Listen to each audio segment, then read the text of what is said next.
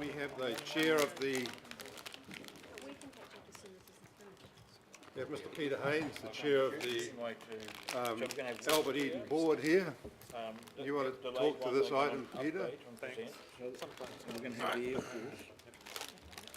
Talk about vanilla by infrastructure, military infrastructure. Hey, Mr. Are you right? You're on, mate. Sorry, Peter, we're just kind of trying to round them all up, but seeing you're there, we'll get you in position and thank you. I understand as a board chair, I sometimes have the same problem. Good to have you along. Thank you very much.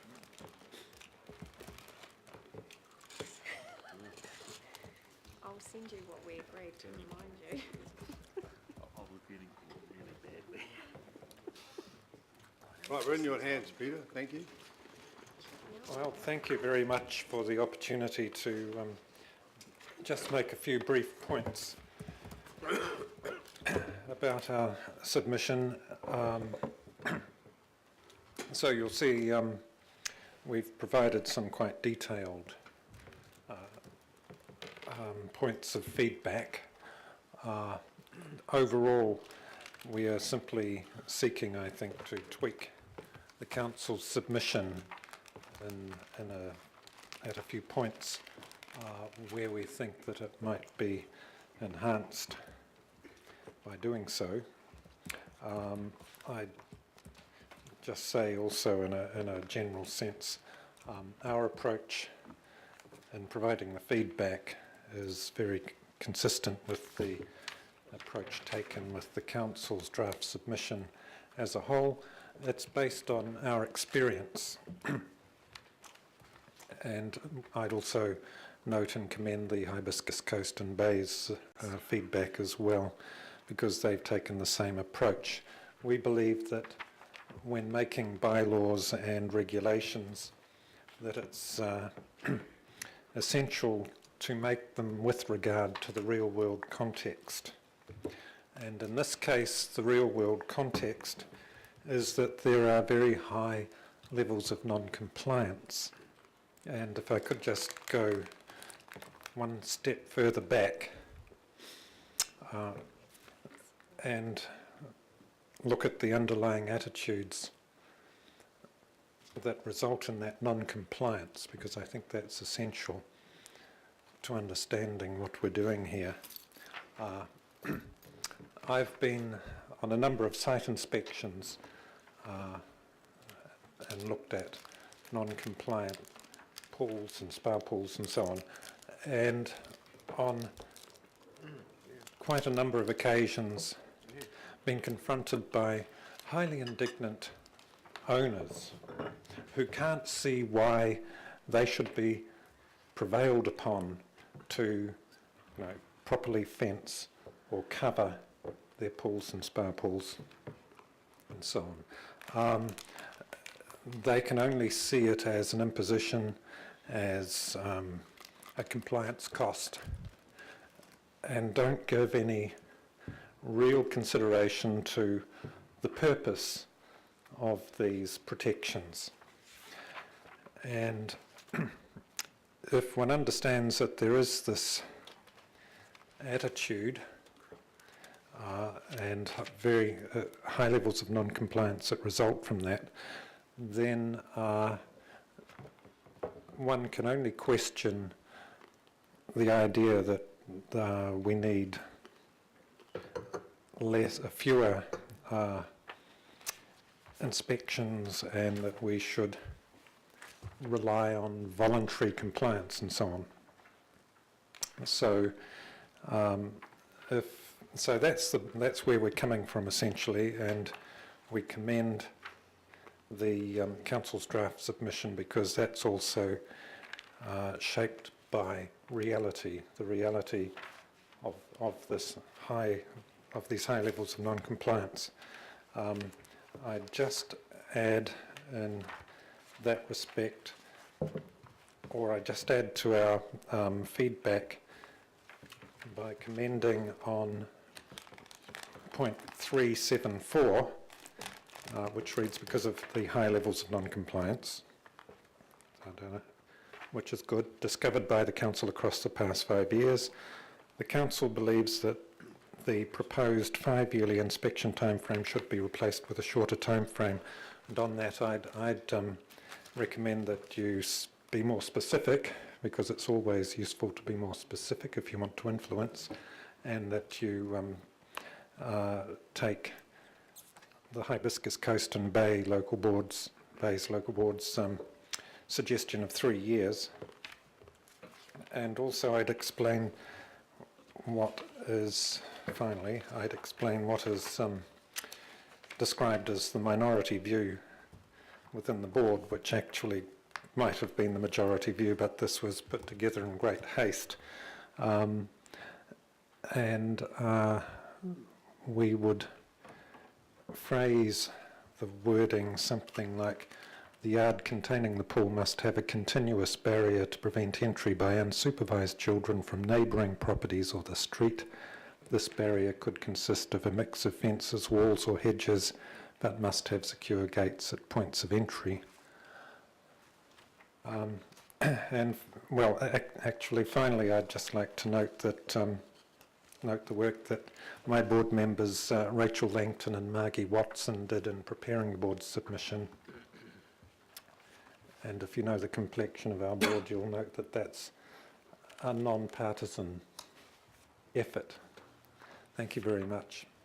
Thank you. Is there any questions of Peter? Thank you. Kathy? Just to signal that I will be moving an amendment in support of 7 small amendments that Albert Eden Board suggest on page 43, which are all eminently sensible. But Peter, I'd quite like to hear more about your process as a board when you find a property is non-compliant. You mentioned that there was some irate householders. Can you just tell me what you do, when you find out about it, what happens next? Well, we don't find out about the non-compliance, of course, the officers do in the first place. Yeah. When we inspect and find that they're non-compliant, our committee meets, and I should just note that every member of our board is either a member or an alternate on that committee. So I'm an alternate member. You know, we don't have any qualms about exposing ourselves to liabilities or anything like that on my board. And we meet and consider whether or not they're non-compliant. If they're non-compliant, then we determine that they can't use the pool or whatever until it's compliant. It's a normal thing, and that's all handled by the officers. So I would imagine that there are a number of members of the governing body who have actually some experience of this too. Well, it seems that the Hibiscus Bay's board is saying that they have concerns about elected members being requested to make these decisions because they have, well, some of them are refusing to do it. So your board has got a contrary view to that, have they? Well, no, we don't have a view, but that's why I was making the point.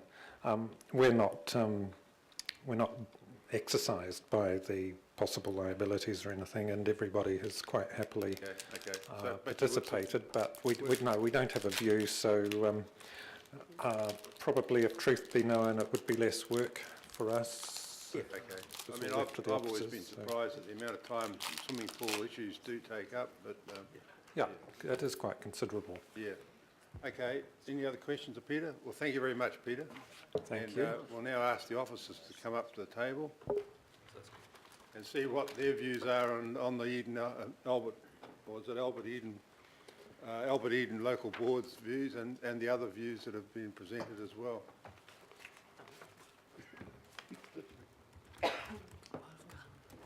Good morning. Thank you. Good morning, Mr. Chair. Good morning, councillors and members. My name is Mike Wakefield. I'm the solicitor with Council's Legal Services team. And on my left today I have Wolfgang Nether, who is the Manager of Compliance, and Nicholas Powell, who is part of the Building Control Compliance team as well. Excuse me, can you just bring the mic closer to you, because there's difficulty hearing in the back otherwise. Thank you very much. Certainly. Thank you very much for the opportunity to speak to this matter today. We're here today to introduce the amendment, which Mr. Haynes has just spoken to, and answer any questions that the committee may have. So have you been able to consider these local board submissions? Yes, we have, and if it's in AP's time, we can talk to those briefly now, Yes, if that suits the yeah. committee. So in relation to, if we just look at page 43, if we run through those 7 points raised by the Albert Eden Local Board, the first is in relation to section 162C1, where the age is talked about as being children under 5 as opposed to under 6.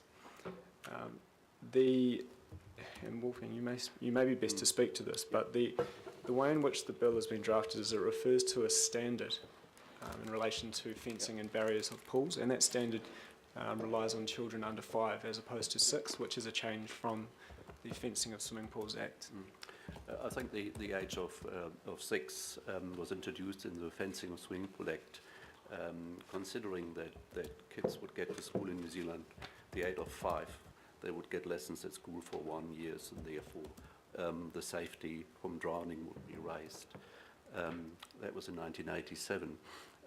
All the standards around child safety and statistics, however, show that most of the drownings are actually happening at the age of under 4.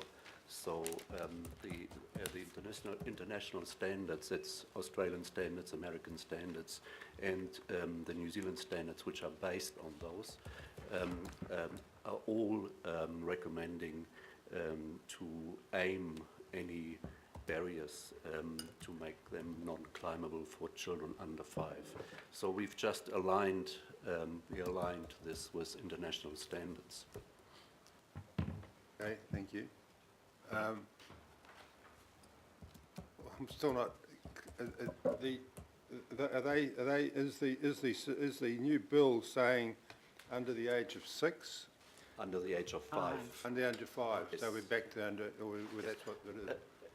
And actually, FOSPA never says under the age of 6. It was just an assumption that we always took, that we'll treat it under the age of 6. So the bill now is introduced. So the board's saying it under the age of 6, but the bill's saying 5. That's correct. Yes. Okay, thank you. None of the other boards. In relation to the second point, the words "at all times," I don't think we have an issue with that particular suggestion, and that can be incorporated as see fit. Yep. The third point under 162C1, where there's a need to specify what is meant when a pool is in use or not in use. When looked at in terms of what section 162C1 suggests, I don't feel that there's any real need to incorporate that particular change. That particular provision, which is on page 22 of the agenda, talks about every residential pool that is filled or partly filled with water, and it just adds an extra layer of interpretation if you start to talk about whether or not that pool is in use or not in use. We're looking at it from a protection perspective, which involves pools having barriers as opposed to whether or not they are in use at any one time. Through the chair, as a matter of fact, a pool that is not in use is probably more dangerous because it's not supervised. Yes, yeah. So the determining factor is that it's filled with water to a height that it creates a danger to children under 5.